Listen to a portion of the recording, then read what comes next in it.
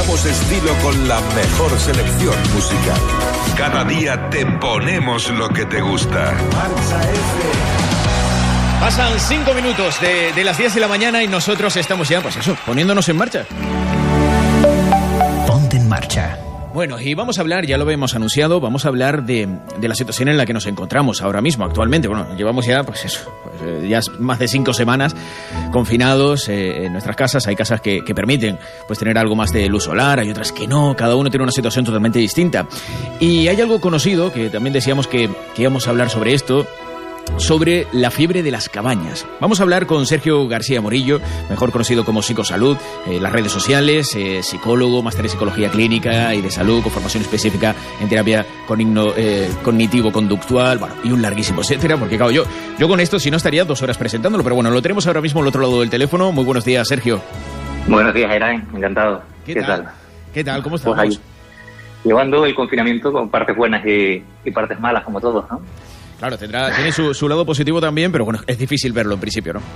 Sí, es complicado, pero bueno, también tiene sus cositas buenas, en concreto pasar más tiempo con la familia o yo, por ejemplo, como nunca he estado con mi niña de 15 meses en un 24/7 intenso, pero sí, echando mucho de menos amigos, familia y salir, a hacer vida otra vez normal.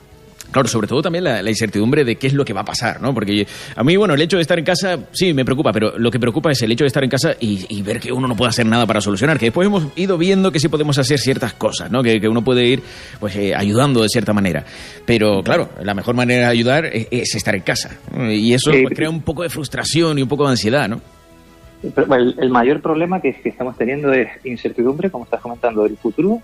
El tema de la soledad de muchas personas, porque no olvidemos que hay muchas personas que están solas, personas mayores totalmente solas o incluso chicos, jóvenes con los que también trabajamos online, que están solos en casa, ¿no?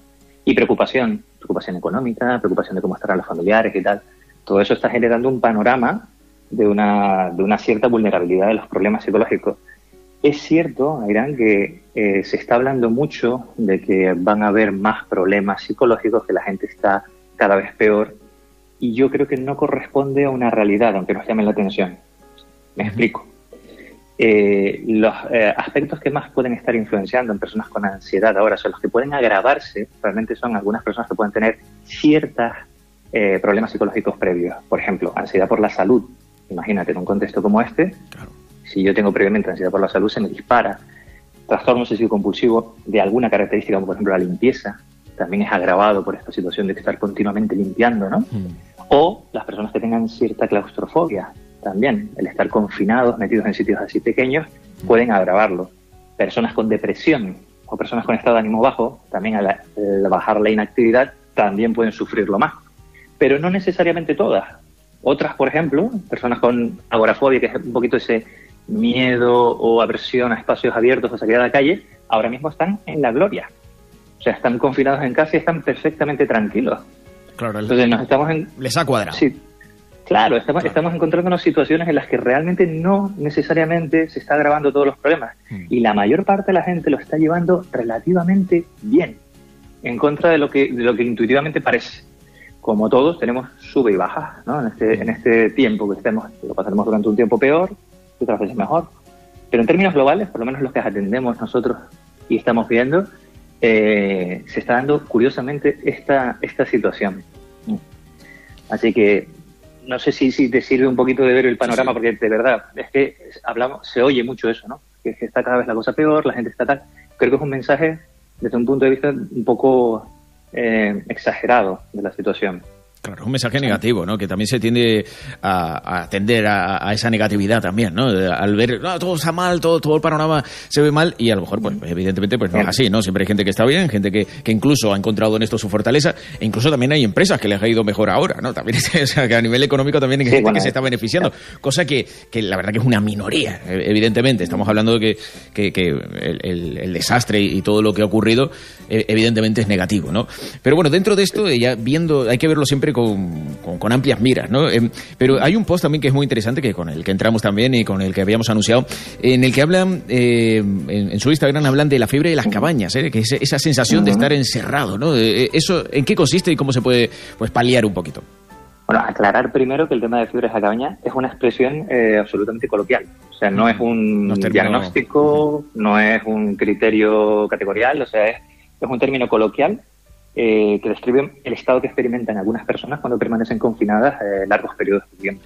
Uh-huh. El origen de esto viene de, bueno, no se conoce muy bien, pero viene de cuando los colonos en el principio del siglo XX en Estados Unidos, norte de Estados Unidos y Canadá, pues se confinaban por largos inviernos o periodos aislados. Y básicamente es una reacción muy fuerte que tiene la persona como detonante debido al aislamiento. También pueden haber otras características, por ejemplo, que sea una persona extremadamente extrovertida o que tenga dentro de su contexto personas con dependencia, niños. Bueno, hay una serie de criterios que empeoran los síntomas, que suelen ser irritabilidad, inquietud, necesidad de romper las rutinas, insatisfacción, bajo estado de ánimo. Entonces, se genera un cóctel de una sensación muy grande de malestar que se denomina fiebre de las cabañas, un poquito referido a esa situación antigua, ¿no?, que tiraba de colonos. No sé si tú te acuerdas de la película El Resplandor, ¿te acuerdas? Sí, sí. Pues en El Resplandor... Me da miedo, Stanley Kubrick utiliza, es una peli basada en el libro de Stephen King, ¿no? Sí. Y exageran un poquito la situación y utilizan la fiebre de las cabañas para justificar racionalmente los asesinatos que comete Grady Edwards desde del Hotel Overlook, ¿no?, en la película. Como que pierde la cabeza por la fiebre de las cabañas y mata a su familia, ¿no? Eso obviamente es una absoluta exageración, pero King lo utiliza y se hizo famoso a través también de la película por el uso coloquial que se tenía del término y un poquito para justificar el asunto, ¿no?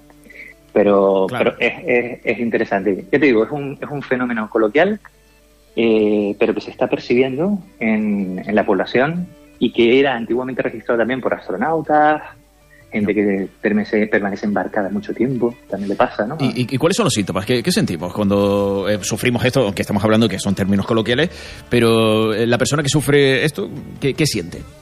Básicamente eso, estar irritado, te sientes inquieto, nervioso, pues una necesidad o un impulso muy grande de romper las rutinas que tienes establecidas, porque la monotonía del confinamiento te da por intentar, ¿no? Uh-huh. Romperlas, estás insatisfecho, baja tu estado de ánimo, ¿no? Te sientes cada vez más apático, desganado, desmotivado. Entonces, ese cóctel de nerviosismo y de estado de ánimo bajo, irritabilidad, hace muchas veces que las relaciones entre las personas pues sean más duras, ¿no?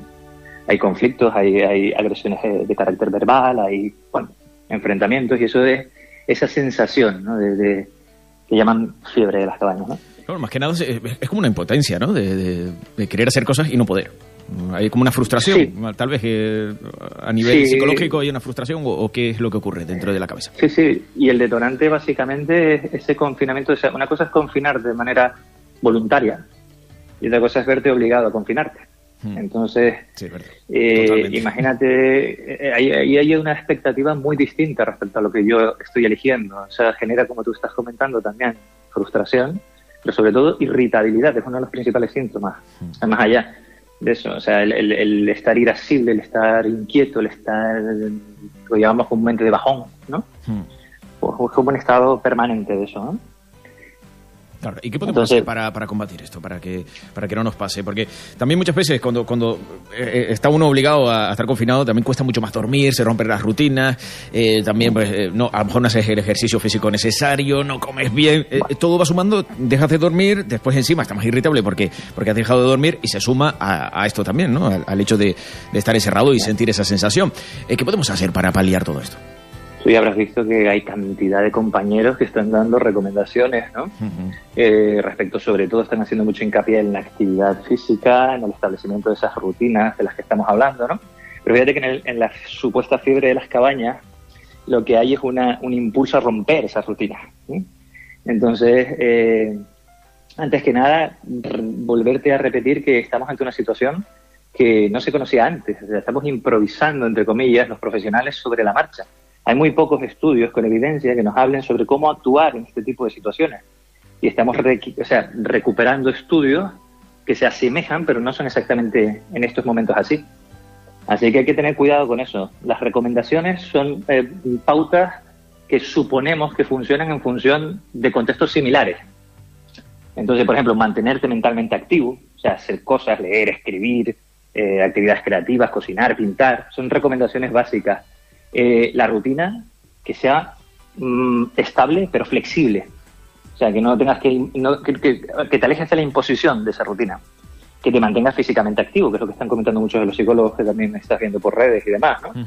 Y que conectes con otras personas, es decir, que mantengas una conexión, ya que no puedes hacerlo físicamente, pues al menos tenemos la suerte de vivir en la época en la que vivimos, porque tenemos un confinamiento deluxe.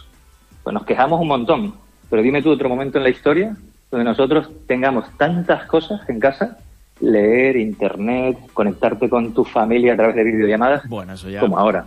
Sí, no, es que esto llega a pasar hace 20 años y no tendríamos nada. O sea, Bueno, hubiera sido totalmente distinto, ¿no? Imagínate las antiguas pandemias que asolaban Europa, ¿no? El siglo pasado, a principios de este siglo, ¿no? Donde, ¿qué hacía la gente? O sea, se estaba confinada meses también.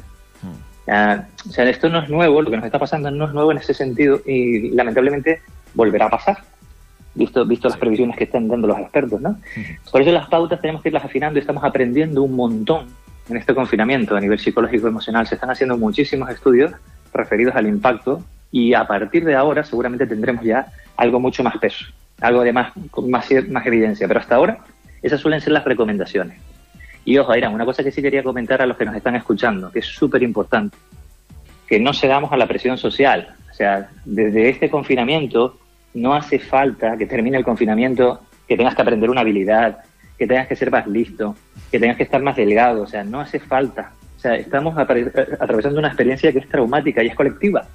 Y que no todos tenemos el privilegio de convertir esta pandemia en algo que sea productivo. Que parece que hay una presión de tienes que terminar los libros, tienes que terminar las pelis, tienes que dar... O sea, hay momentos en los que te puedes aburrir, que tampoco pasa nada. Claro. No sé, se están vendiendo mucho esa intensidad social, ¿no? Y creo que a veces en determinadas personas juegan contra. Que está muy bien la rutina, muy bien, que muchas veces es necesaria, pero que no es una cuestión rígida, de que tengas que estar volcado a tope haciéndolo, ¿no? Si no lo puedes hacer, si no puedes ver esa peli, si no puedes ponerte a escribir, a pintar, a tal, tampoco pasa nada, siempre y cuando estés bien. Claro, la cosa es pasar este momento y ya está, claro, ¿no? De la mejor manera posible, y cada uno pues tendrá sus herramientas. Pero es verdad, claro, hay muchísima presión ahora sobre todo, bueno, con el ejercicio físico hay una presión tremenda, que veo la verdad que la gente que no sé cómo van a acabar la cuarentena, pero vamos, muy fuerte, muy en forma. No es mi caso, no es mi caso en absoluto. Conozco gente que no ha hecho ejercicio nunca, de manera regular, y lo está haciendo todos los días ahora. Bueno, pues con lo cual dices tú... Hay que tener cuidado con las lesiones, que no estamos para estar yendo a urgencias. Total. Que tengan cuidado, que no pasen el límite, que no hay que acudir, hay que intentar reducir lo máximo posible la visita de urgencia. Hablando también de esa ansiedad que se puede acumular, también he visto que se puede parecer un poco también a los síntomas del COVID, ¿no? Puede haber una cierta relación entre la ansiedad, sobre todo por la falta de aire, ¿no? De hecho, es una de las dudas mayores que suele tener la gente, ¿no? Sobre todo las personas sensibles a la ansiedad. Dicen, pero ¿cómo sé que no tengo COVID y tengo ansiedad cuando hay muchos síntomas muy parecidos? Pues bueno, hay una serie de aspectos muy importantes a tener en cuenta. La ansiedad es una respuesta fisiológica y que si no sabemos identificar bien, es cierto que se puede confundir. Lo que tú comentas, falta de aire. Tienes que entender que en la ansiedad la falta de aire desaparece cuando estás relajado o cuando pones en marcha una respiración de tipo natural completa o diafragmática. Ahí se va esa falta de aire. Como también el dolor en el pecho. El dolor en el pecho aparece y desaparece a lo largo del día en una persona con ansiedad, pero si tienes COVID no desaparece. Claro. O sea, se mantiene continuo. Al igual que la falta de aire se mantiene continua o aumenta incluso de manera gradual. Otro síntoma muy típico es la tos seca que nos están diciendo, pero es que también existe una tos nerviosa. Claro. Que esa tos nerviosa, debido a la ansiedad, es intermitente, es decir, aparece y desaparece también. La tos seca en el COVID persiste e incluso puede agravarse. Y también hay otro aspecto que es menos frecuente, pero también ocurre, nos han preguntado, que son las subidas de temperatura que pueden confundirse con fiebre. También puede subir por ansiedad la temperatura. Sí, es una respuesta, por eso digo que es menos frecuente, pero hay personas especialmente sensibles a las subidas, a la activación del metabolismo y subidas en la temperatura. Por eso tienden a sudar más con ansiedad o a sudar las manos más, ¿no? Entonces, esa también es muy importante, entender que esas subidas de temperatura las percibe la persona con ansiedad como un incremento muy alto, pero no llegan ni a febrícula. Y desaparecen cuando está más relajada, no duran mucho tiempo. Sin embargo, la fiebre es fiebre y se mantiene o perdura. Y si no se trata, pues está ahí. Por eso es muy importante yo, si soy persona sensible a la ansiedad, si encima tengo una cierta ansiedad por cuestiones de salud, tener claro que los síntomas del COVID son estables o se agravan. Y los de la ansiedad desaparecen o son intermitentes en los periodos en los que yo estoy tranquilo y relajado. Claro, Eso es muy importante.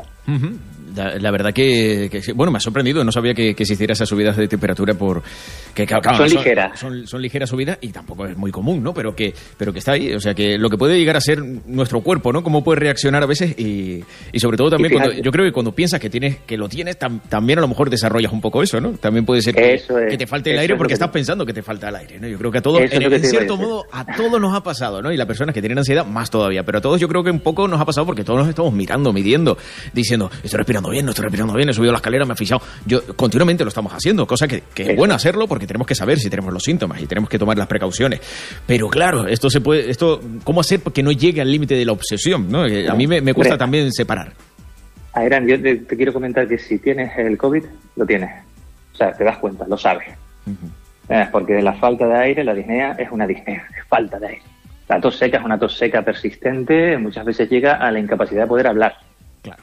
O sea, son síntomas duros que son los síntomas de los que nuestra sanidad nos dice que recurramos a hacer la llamada al teléfono que está habilitado para ello.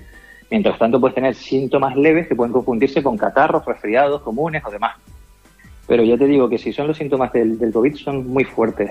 Es cierto que lo que tú estás diciendo, si yo me estoy fijando más en todos los síntomas, incluso esas ligeras subidas de temperatura, como te decía, yo voy a pensar que ya tengo fiebre, porque estoy muy centrado en eso. Sí. Por eso es importante no chequear todo el tiempo mi cuerpo, intentar concentrarme en otras actividades, hacer cosas, sacar fuera el foco, no en mi cuerpo, no estar todo el día viendo y chequeando, comprobando online la información, ¿no? de síntomas relacionados con el COVID, porque bueno, es que date cuenta que los síntomas del COVID los presentan casi todas las enfermedades respiratorias o estacionales de gripe, catarros, resfriados o tal, ¿os imaginas? Sí. Te vuelves loco, te obsesionas. Entonces, consejos para este tipo de actuación, pues intenta no chequearte, no estar pendiente de toda la sintomatología, saber que si presentas estos síntomas y son dignos de atención médica, te vas a enterar sí o sí. Sí o sí. Entonces, estarte chequeando continuamente lo único que va a hacer es estar más nervioso respecto a esto. Y cuando yo tenga dudas reales de que los síntomas que yo puedo presentar son de COVID y su intensidad sea leve, yo llamo a Sanidad y me pongo en marcha el protocolo que hay para atender a pacientes con sospecha de COVID. Claro. Pero mientras tanto, intentemos calmarnos, intentemos respirar, intentemos distraernos, llevar el foco fuera, tener en cuenta lo que comentaba, ¿no? De que los síntomas aparecen y desaparecen, que no se mantienen estables en el tiempo, y eso puede ayudar a discriminar, sobre todo aquellas personas que somos más sensibles a eso, a la ansiedad, discriminar un poquito entre lo que puede ser la enfermedad y lo que es la ansiedad.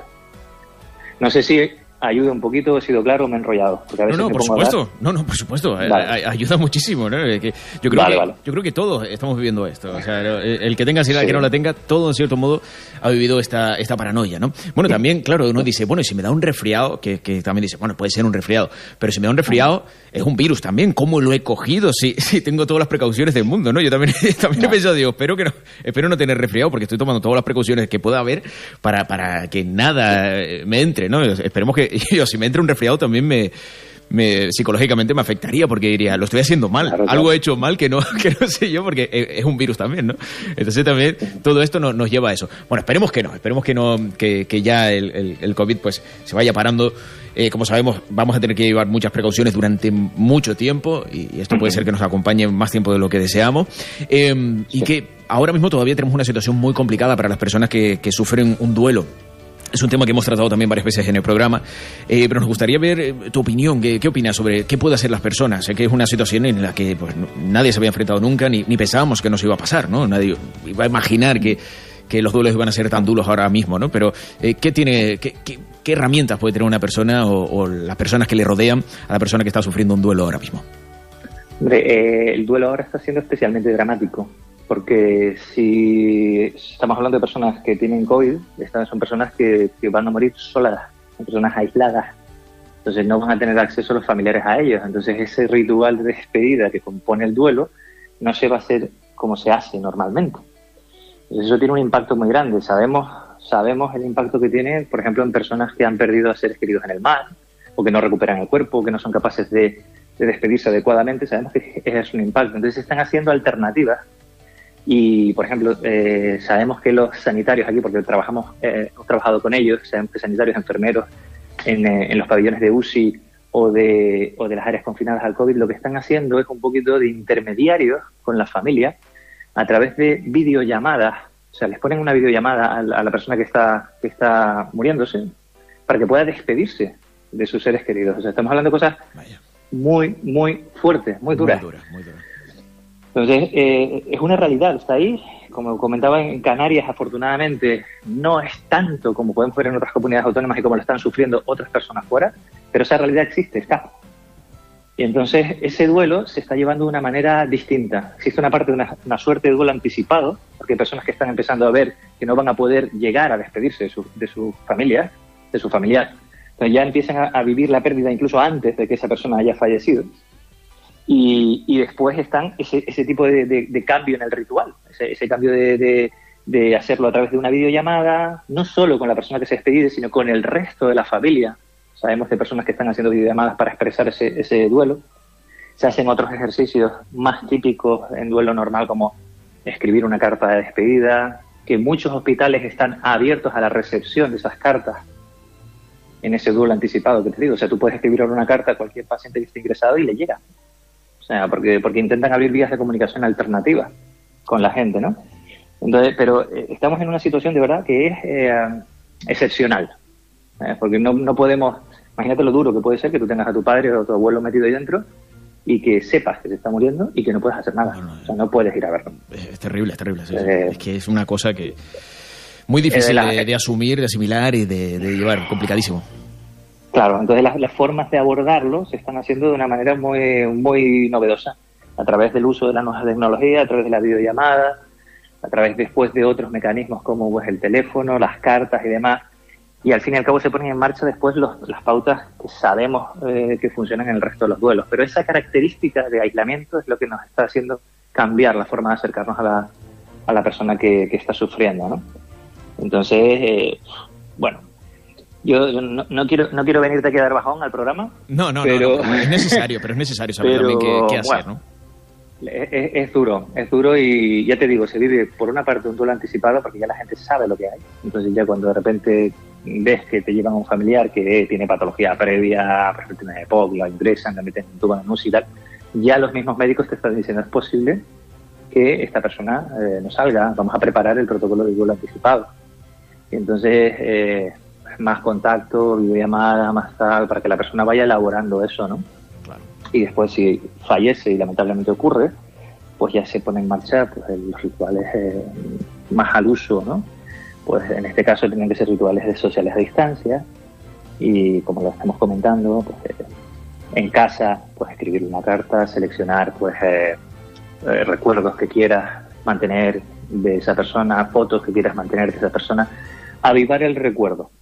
La idea es un poquito que si a mí alguien me duele, si yo he perdido a alguien muy, muy, muy importante para mí, lo que voy a hacer es intentar evitar el dolor. Y intentando evitar el dolor, también evito el recuerdo. Entonces hay que conciliar el recuerdo, pero sin el dolor. Y ese es el proceso de duelo.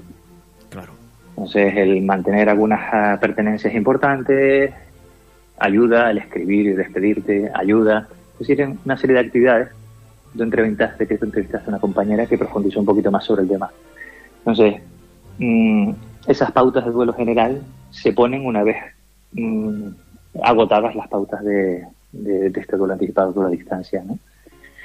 Pero básicamente la estructura es la misma. Bueno, para terminar, Sergio, ¿qué consejo darías a la gente ahora mismo? Así, en líneas generales, para que se sientan mejor confinados y que digan, bueno, pues mira, la verdad que vamos a salir adelante, unas pequeñas pautas para seguir en el día a día.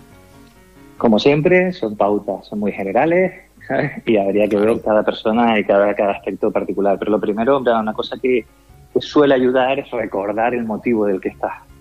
Recordar el motivo por el que estás, por el que llevas más de 40 días confinado, porque no puedes ver, abrazar a tus seres queridos. Hay un motivo muy importante. Y es un motivo que estamos viendo que, nos guste o no, funciona. Ya la curva está empezando a entrar en meseta de los nuevos contagiados, con lo cual es una buena noticia. Cada vez hay menos nuevos contagios diarios, pero estamos haciéndolo bien.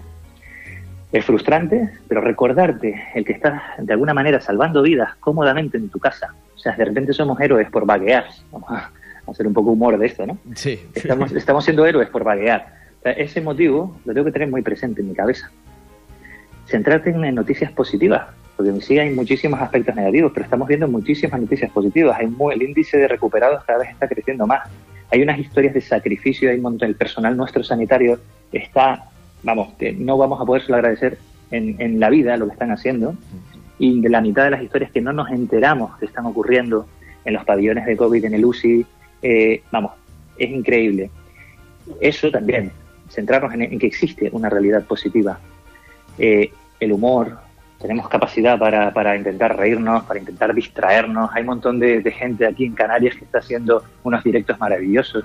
Tenemos a, Víctor Ubara, Nacho, que están haciendo unas noches de fantasía, ellos en su casa vacilando, que te lo pasas pirata viéndolos. Tenemos a Aarón Gómez, por ejemplo, que está haciendo un torneo pachanga ahora, estupendo, de FIFA recaudando dinero para fondos. O sea, tenemos la capacidad de distraernos y de reírnos con gente además que nos sabe hacer reír y tirar, o sea, distraernos un poquito, tener esas rutinas, como te digo, flexibles sin exigirnos mucho, centrarnos en lo positivo y de alguna manera recordar el motivo. Yo creo que más allá de todo esto y todas las pautas que también te habrán dado compañeros, pueden hacernos un pack que yo cogería lo mejor de cada una de esas cositas y me quedaría con eso.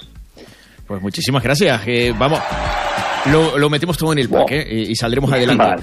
Sergio García Morillo, director de Psicosalud. Podemos seguir también en redes sociales a través de Psicosalud, donde está toda la información también, ¿no? Sí, síganos por ahí. Somos 4 chicos atendiendo, 3 chicas y yo. Están mis compañeras Alba y Cristina, que son fantásticas, y la otra compañera que tengo, que es Thais, que es la directora conmigo del centro, y nos pueden encontrar en psicosaludtenerife.com o en las redes, en Instagram, si quieren. Ahí estamos encantadísimos, contestamos a todo. Pues, la verdad que sí, muy activos, y además toda la información muy bien explicada, muy fácil de acceder a todo también, que vas pasando las imágenes y lo explican todo perfectamente. Así que muchísimas gracias por sintetizar toda esa información también y hacerla llegar a todo el mundo. Un abrazo muy grande y gracias por ponernos en marcha. Igualmente, un abrazo, Eran. Cuídense mucho. Hasta la próxima. Hasta la próxima. Ponte en marcha. Seamos responsables y solo así conseguiremos acabar con el coronavirus. Cada uno de nosotros tiene la solución a esta crisis. Quédate en casa. Quédate en casa. Y ponte en marcha. Ponte en marcha.